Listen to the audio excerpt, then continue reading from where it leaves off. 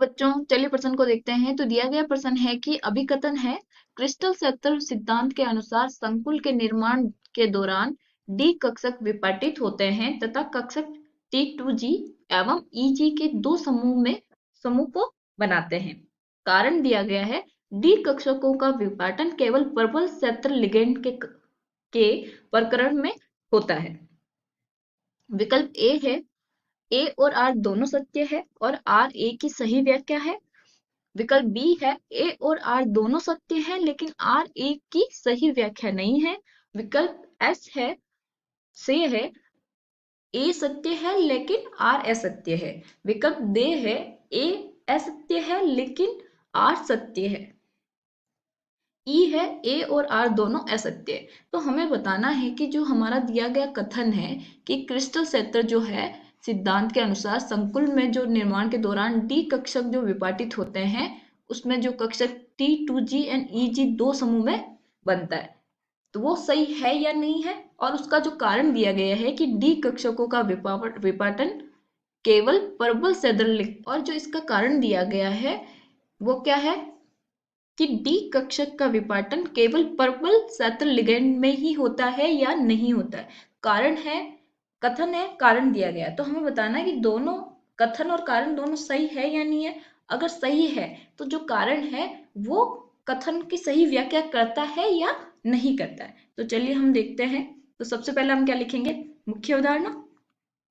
मुख्य अवधारणा मुख्य अवधारणा क्या हो जाएगी क्रिस्टल क्रिस्टल क्षेत्र विपाटन सिद्धांत। तो अब हमें पता होना चाहिए कि क्रिस्टल क्षेत्र विपाटन सिद्धांत होता क्या है और उसमें क्या क्या होता है। तो चलिए हम देखते हैं। सबसे पहले तो हम समझेंगे कि क्रिस्टल क्षेत्र विपाटन होता है क्या है।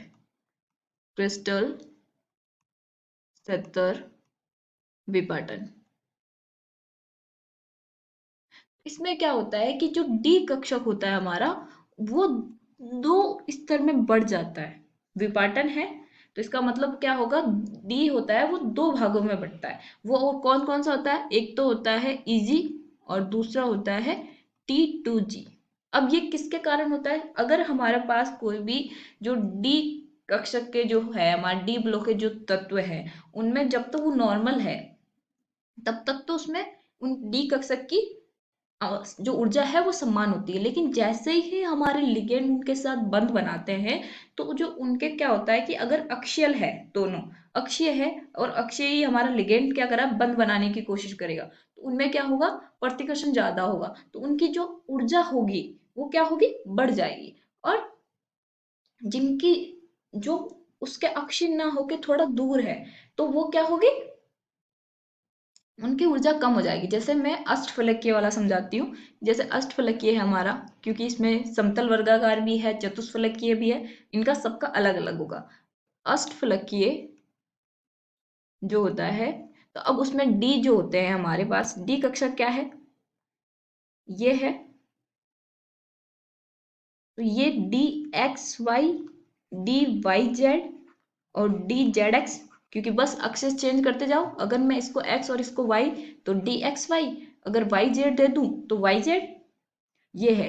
और यहाँ पे अगर ये बात है और ये वाला है अगर ये है तो ये कौन सा है हमारा DX² Y² और एक DZ² होता है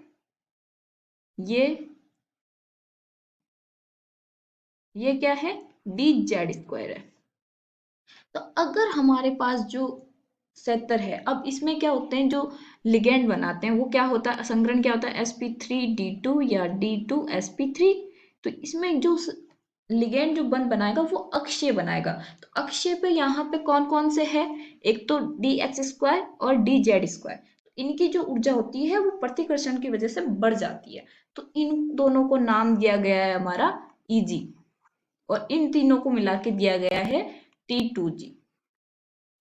इसमें जो हमारा डी कक्षक होता है जैसे ये 5 डी के कक्षक है 1 2 3 4 5 तो ये वाले जो होंगे इसमें ऊर्जा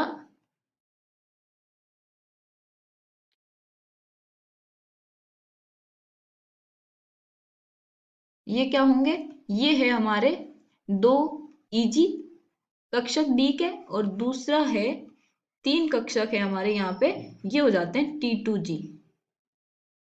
तो इनका क्या हो जाता है, ऊर्जा का विपाटन हो जाता है। तो अब इसका कारण क्या है, अब ये ऊर्जा का विपाटन सिर्फ ये है कि लिगेंड हमारे धातु के परमाणु के साथ बंध बना रहा है और उसके अक्षीय पे प्रतिकर्षण की वजह से ये क्षेत्र का विपाटन होता है, लेकिन उसकी वजह से नहीं होता है कि उसमें अगर हमारा लिगेंड कुछ भी हो कोई फर्क नहीं पड़ेगा, लिगेंड प्रबल हो या दुर्बल हो कोई इफेक्ट नहीं होगा, वो प्रबल में भी विपाटित होगा दुर्बल में भी विपाटित होगा, तो इसका कोई भी प्रभाव नहीं होगा। ठीक है, तो ये प्रभाव कब पड़ता है, जब हम ये देखते हैं कि हमारा जो धातु है, वो जो संकुल है, वो अनुचुंबकीय है या चुंबकीय, उसमें हमारे प्रबल और दुर्बल लिगेंड पे प्रभाव पड़ता है, इसमें हमारा कोई भी प्रभाव नहीं पड़ता है।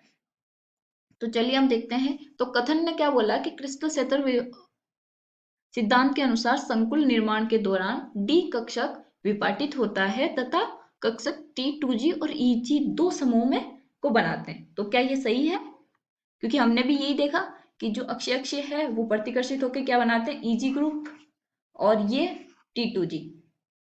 अब चतुष्फलकीय में इसका उल्टा होता है, क्योंकि उसका जो संकरण होता है वो sp3 होता है, तो उनके जो बंध होते हैं वो क्या होंगे,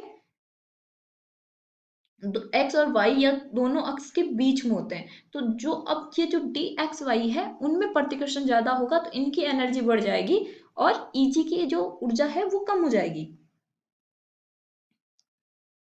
तो ये वाला क्या है कथन, वो सही है।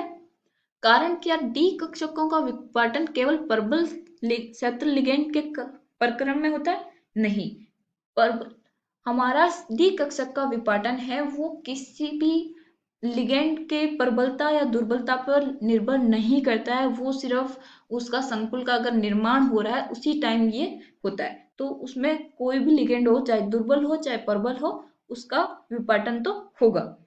तो इसका मतलब जो आर रीजन है वो क्या है हमारा गलत। तो वहां पे विकल्प देखिए, विकल्प ए क्या, ए और आर दोनों सत्य है, नहीं, हमारा कारण जो आर है वो क्या है, असत्य। विकल्प बी बे है, ए और आर दोनों सत्य, नहीं। विकल्प से है, ए सत्य है और लेकिन बी असत्य है। क्या ये वाला विकल्प सही है हमारा, सही है, क्योंकि कथन सत्य है लेकिन जो कारण है वो असत्य है। आशा करती हूँ आपको समझ में आया होगा। धन्यवाद।